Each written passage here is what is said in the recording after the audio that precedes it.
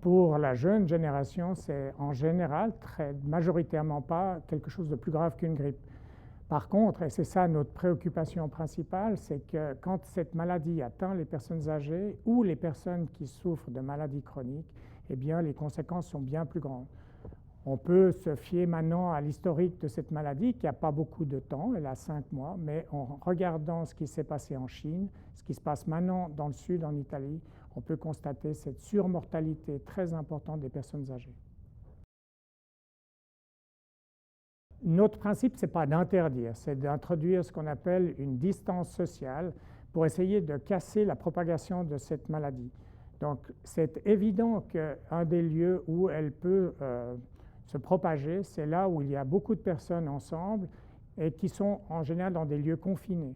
Et puis, comme je l'ai déjà signalé à plusieurs reprises, c'est une maladie qui touche peu les jeunes, donc évidemment, ils ne seront pas conscients qu'ils en sont atteints. C'est pour cette raison, malheureusement, qu'on a dû créer ce désagrément qui, je l'espère, sera temporaire et permettra en fin de printemps d'être levé. Alors, on peut évidemment pas fumer puisque je suis médecin cantonal, donc je vous encourage à quitter cette mauvaise habitude. Par contre, on peut continuer de prendre des verres, effectivement, de nouveau en introduisant cette distance sociale. C'est quelque chose qu'il faut vraiment qu'il passe dans nos mœurs maintenant et qu'on essaye d'arrêter d'en rire parce que c'est quelque chose qui est important.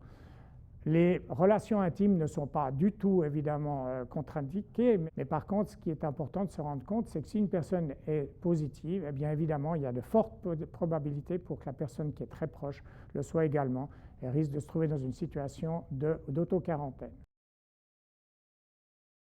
Alors, la plupart des gens, quand ils ont un petit état fébrile, un gros rhume ou une fièvre, pour ceux qui ne se sont pas vaccinés, eh bien, ils restent à la maison spontanément et n'appellent pas leur médecin traitant. C'est un peu ce comportement, c'est ce bon sens auquel nous faisons appel pour que les personnes qui n'ont pas besoin de soins parce qu'ils n'ont pas de facteurs graves ne fassent pas appel au système de santé et les engorgent.